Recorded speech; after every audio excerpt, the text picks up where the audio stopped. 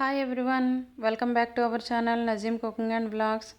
ఇంట్లో ఫ్రిడ్జ్లోని Oreo milk biscuits ఉన్నాయా? అయితే ఇలా చేసేయండి. నేనైతే ఇలాగా మిల్క్ షేక్ అయితే చేస్తున్నా చూడండి. ఇలాగా మనకి మిక్సీ గిన్నెలోని ఇలా తీసుకొని కొంచెం షుగర్ వేసుకొని అందులోనూ కొంచెం ఐస్ క్రీమ్స్ వేసుకొని దాంట్లో కొంచెం పాలు వేసుకుంటే ఎంతో టేస్టీగా ఉండే మిల్క్ షేక్ అయితే రెడీ అయిపోతుంది. దాంట్లో అయితే అమూల్ ఐస్ క్రీమ్ కూడా వేసేయండి. ఇంట్లో అవైలబుల్గా ఫ్రిడ్జ్లో ఏ ఐస్ క్రీమ్ ఉంటే అదే వేసుకోండి. ఇదే వేయాలి అని అయితే ఏమీ లేదు.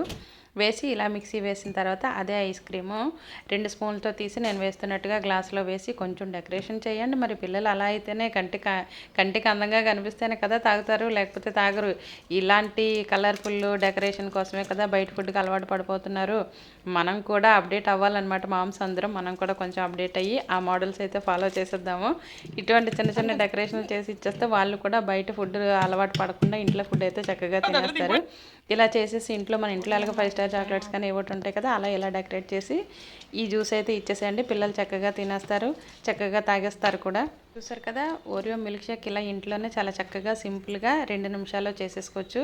రెసిపీ అయితే తెలిసింది కాబట్టి ఎలా చేయాలని మీరు కూడా చక్కగా చేసేయండి. పిల్లలకి ఇచ్చేసేయండి. పిల్లల చేత వహ్వా మమ్మీ సూపర్ మమ్మీ అనిపించేసుకోండి. వీడియో నచ్చినట్టయితే like, share, comment. Najeem cooking and blog.